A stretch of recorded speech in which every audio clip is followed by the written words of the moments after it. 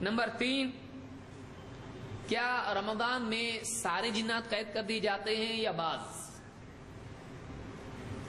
تو جواب یہ ہے کہ رمضان میں سارے شیاطین قید نہیں کیے جاتے ہیں، بلکہ ان میں سے بعض قید کیے جاتے ہیں۔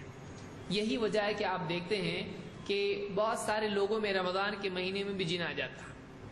بہت سارے لوگ آپ دیکھیں وہ رمضان کے مہینے میں بھی جادو وغیرہ کے اثر سے، جن کے اثر سے پریشان ہوتے ہیں۔ اگرچہ عام دنوں کے مقابلے میں یہ کم ہو جاتا ہے، لیکن یہ ختم نہیں ہوتا ہے۔ کیوں؟ اس لیے کہ بعض جنات قید کیے جاتے ہیں، سارے کے سارے نہیں۔ یہ کہاں سے معلوم پڑا؟ حدیث میں اس کا جواب موجود ہے۔ اللہ کے نبی صلی اللہ علیہ وسلم فرماتے ہیں اذا كان اول لیلۃ من رمضان صفدت الشیاطین مردۃ الجن، کہ جب رمضان کا مہینہ آتا ہے اور اس کی پہلی رات ہوتی ہے، پہلی رات رمضان کی ہے، کیا ہوتا ہے؟ صفدت الشیاطین، شیاطین قید کر دیے جاتے ہیں۔ مردۃ الجن، شیاطین میں سے وہ جو سرکش جنات ہیں، سارے نہیں بلکہ کون؟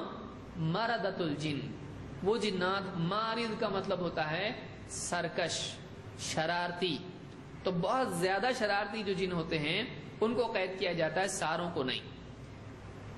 کوئی آدمی کہے گا سارے جنات تو شرارتی ہوتے ہیں، پھر سب کو قید کیوں نہیں کیا جاتا؟ اس سے کیسے ثابت ہوا؟ یہ حدیث ترمذی، ابن حبان، ابن ماجہ اور حاکم اور بہقی کی روایت ہے اور حسن درجے کی روایت ہے۔ ایک دوسری روایت میں اور زیادہ تفصیل سے بات معلوم پڑتی ہے اور بالکل یقیناً سامنے آتی ہے۔ بخاری کی حدیث ہے، کتاب الصیام، امام بخاری نے اس کو ذکر کیا ہے۔ اللہ کے نبی صلی اللہ علیہ وسلم فرماتے ہیں یا ایھا الناس، اے لوگو، انہا کانت ابینت لی لیلۃ القدر، میرے لیے لیلۃ القدر واضح کی گئی تھی، مجھ کو بتا دیا گیا تھا کہ لیلۃ القدر کب ہے۔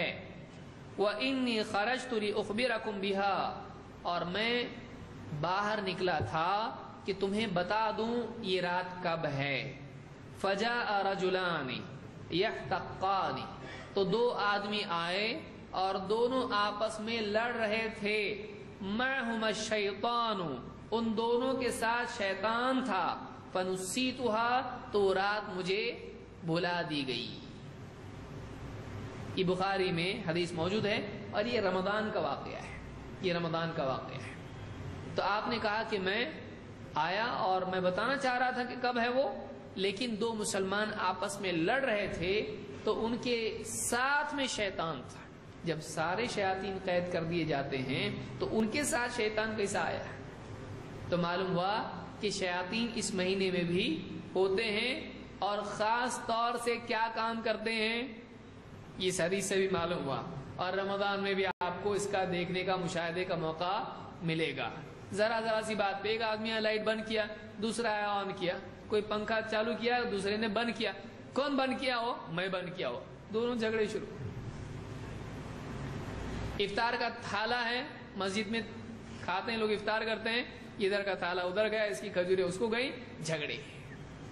تراویح کے مسئلے پر جھگڑے، نماز کے مسئلے پر جھگڑے، چھوٹی چھوٹی چیزوں پر جھگڑے، ذرا سا بیوی نے جیسا دل چاہتا تھا نہیں بنایا، جھگڑے، آفس میں جھگڑے، اسکول میں جھگڑے، کالج میں جھگڑے، جہاں وہاں مسلمانوں میں عام طور سے۔ اور ویسے بھی انجن گرم ہوتا ہے تو آدمی جب پیٹ یہاں پہ، انجن یہاں ہے نا، دن بھر چلتا رہتا ہے انجن، اب یہ جب گرم ہو جاتا ہے تو یہاں بھاپ جمع ہونا شروع ہو جاتی ہے۔